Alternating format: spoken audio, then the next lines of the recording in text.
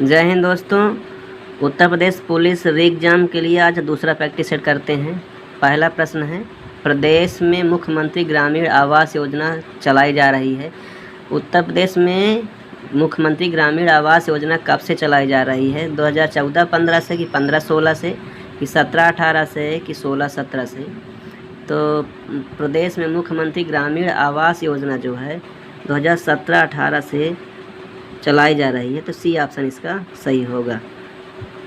17-18 से मुख्यमंत्री ग्रामीण आवास योजना चलाई जा रही है प्रदेश में। अगला प्रश्न है, प्रदेश में आवास विकास परिषद का गठन कब हुआ है? प्रदेश में आवास विकास परिषद का गठन कब हुआ है? तो 1966 में उत्तर प्रदेश में आवास विकास परिषद का गठन हुआ है। 1966 में डी ऑप्शन सही होगा।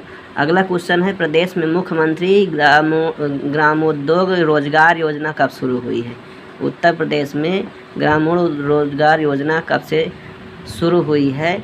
तो ये 2017 से शुरू हुई है, तो ये इसका बी ऑप्शन सही होगा। ग्रामोद्योग रोजगार, ग्राम में रोजगार देना ये 2017 से स्टार्ट हुआ है, इसलिए इसका बी ऑप्शन सही। अगला प्रश्न है, नगरीय क्षेत्र के लिए प्रधानमंत्री आवास योजना कब से संचालित है? नगरीय क्षेत्र के लिए प्रधानमंत्री आवास योजना कब से प्रारंभ है? तो 2015 से प्रधानमंत्री आवास योजना नगरीय क्षेत्रों के लिए संचालित की जा रही है उत्तर प्रदेश में। अगला प्रश्न है, राज्य ग्राम विकास संस्थान कहाँ स्थापित है? राज्य ग्राम विकास संस्थान कहाँ स्थापित है? तो ये राज्य ग्राम विकास संस्थान लखनऊ में है, तो ए ऑप्शन सही होगा। राज्य ग्राम विकास संस्थान कहाँ है? लखनऊ में है, तो ए ऑप्शन इसका सही होगा। उत्तर प्रदेश में निम्न में से कौन सा शहर स्मार्ट सिटी मिशन में सम्मिलित नहीं है? स्मार्ट सिटी मिशन में सम्मिलित कौन सा शहर नहीं है? आपको बता दें, स्मार्ट सिटी जो मिशन उत्तर प्रदेश में चल रहा है उसके तहत 10 शहरों को चयनित किया गया है। इसमें अयोध्या नहीं शामिल है। बरेली है, वाराणसी है, अलीगढ़ है, लेकिन अयोध्या इसमें स्मार्ट सिटी मिशन में नहीं शामिल है। ए ऑप्शन सही होगा। अगला प्रश्न है, स्मार्ट सिटी मिशन के तहत प्रदेश के कितने शहर चयनित हैं?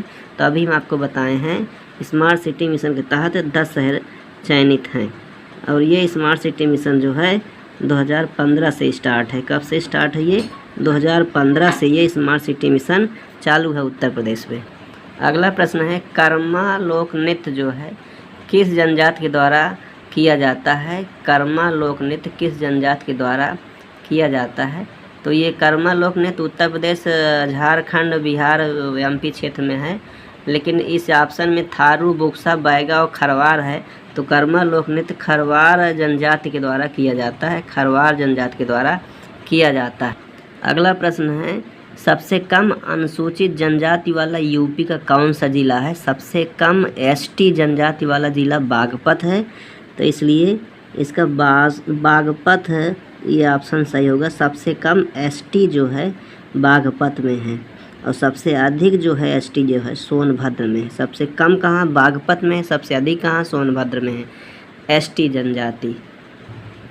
सर्वाधिक अनुसूचित जनजाति के प्रतिशत वाला जिला कौन सा है?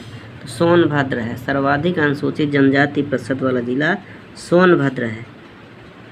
अगला क्वेश्चन है, सर्वाधिक अनुसूचित जनजाति वाला जिला कौन सा है? तो इसमें भी सोनभद्र ही है।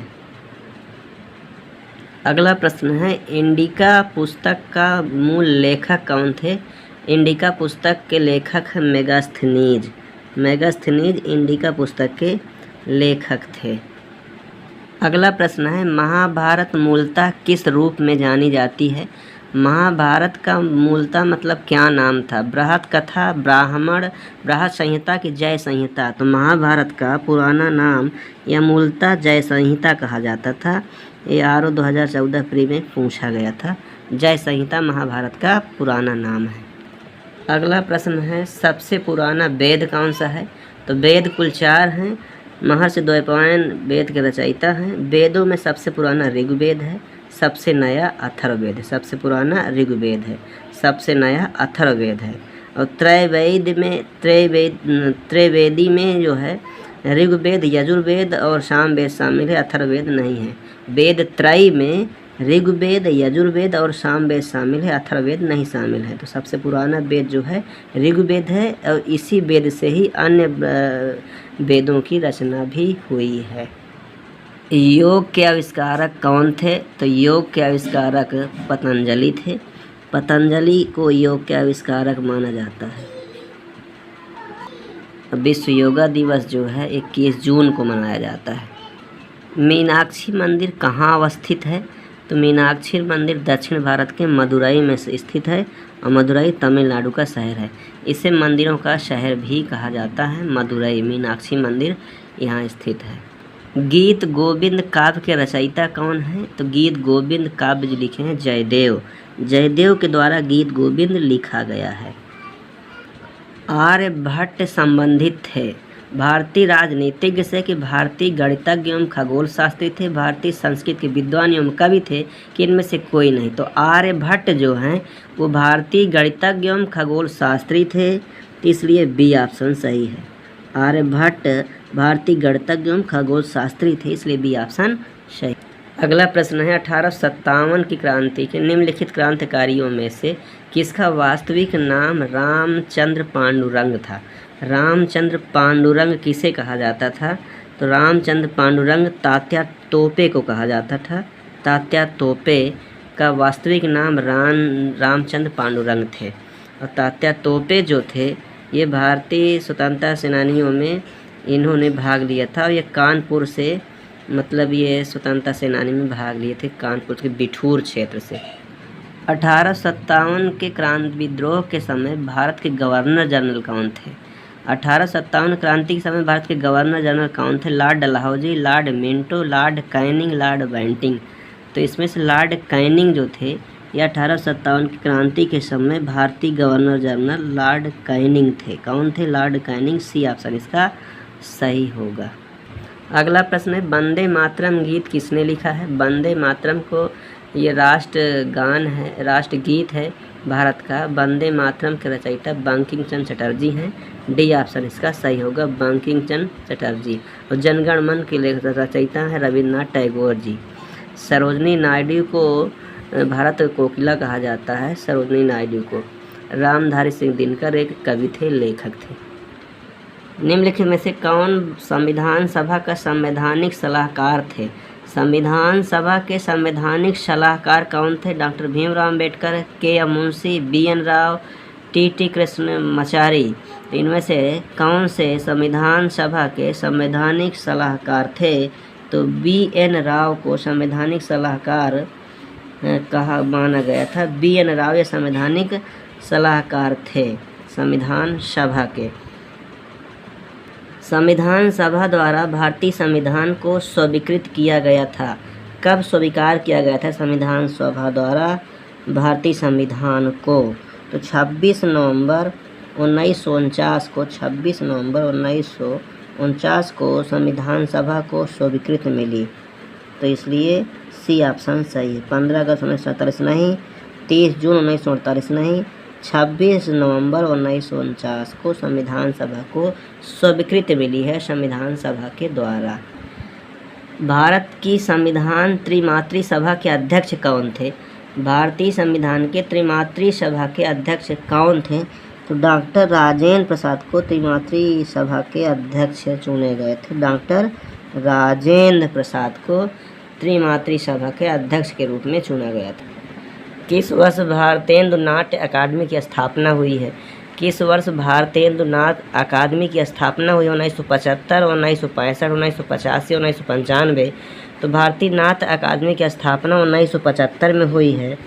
कब हुई है? 1975 में हुई है। ए ऑप्शन इसका सही।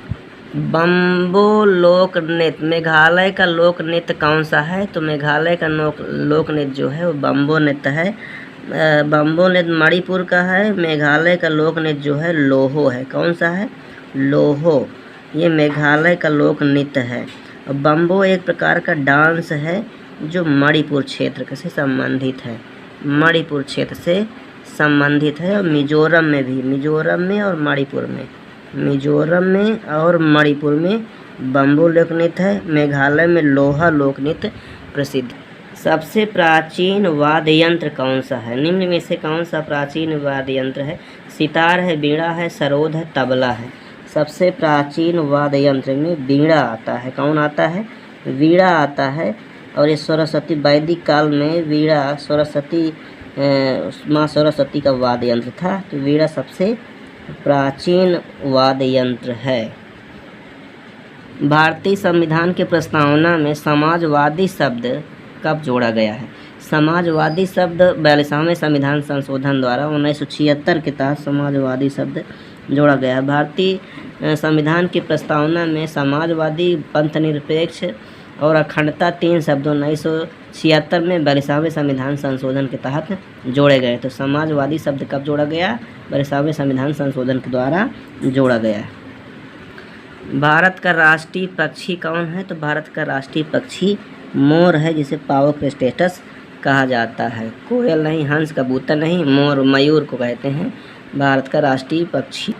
भारत का राष्ट्रीय पशु जो है वो बाघ है, जिसे हम पैंथरा टाइगर कहते हैं। सी ऑप्शन सही है। भाषा के आधार पर राज्यों का पुनर्गठन किस वर्ष प्रारंभ हुआ? 1947, 1951, 1956, 1966। तो भाषाई आधार पर राज्यों का पुनर्गठन की शुरुआत 1956 में हुई है। उस समय पंडित जवाहरलाल नेहरू भारत के प्रधानमंत्री थे। 1956 में सबसे पहले भाषा के आधार पर राज्यों का गठन में आंध्र प्रदेश का सबसे पहले गठन किया गया था। राष्ट्रपति मनोनीत कर सकते हैं। राष्ट्रपति कितने लोगों को मनोनीत करते हैं? राष्ट्रपति कितने लोगों को मनोनीत कर सकते हैं?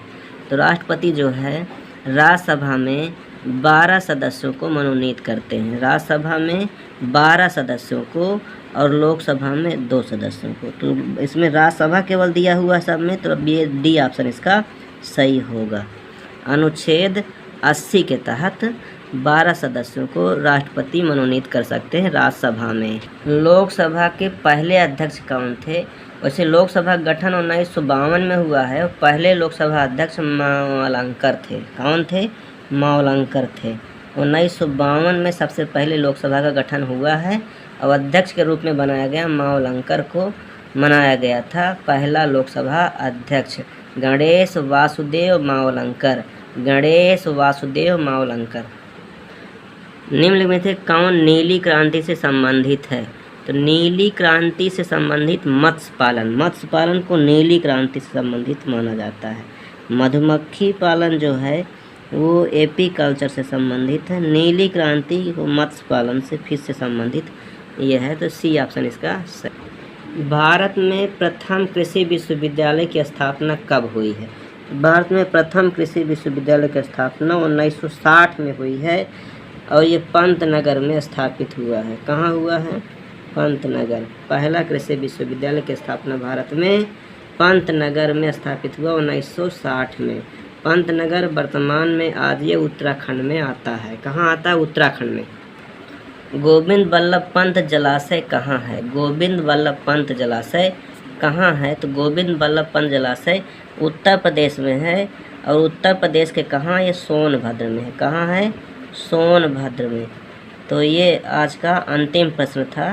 गोविंद बल्लभ पंत जलाशय कहाँ है? उत्तराखंड के सोनभद्र में था।